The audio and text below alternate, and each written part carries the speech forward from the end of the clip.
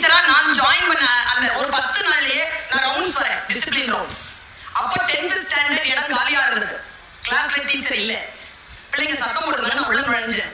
எடுங்க புத்தகம் எடுக்காங்க, புத்தகம் எடுக்காங்க. என்ன சப்ஜெக்ட் எடுத்து பார்த்தா ஒழுக்க உடைமை.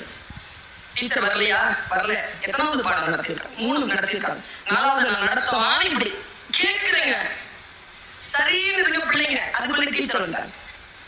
நேரம் வந்துட்டு நீங்க பிடி டீச்சர் தானே, எல்லாம் கையில புக்கு அவங்களுக்கு தெரியாது.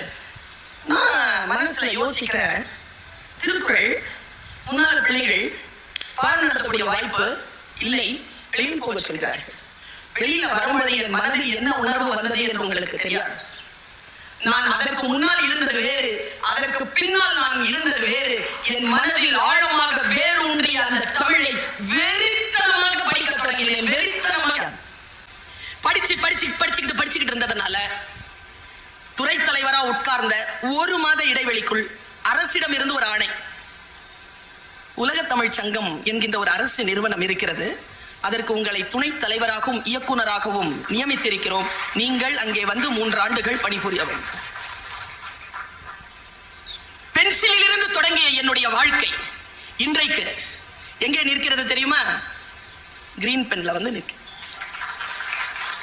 புத்தகங்களே உங்களுக்கு நன்றி.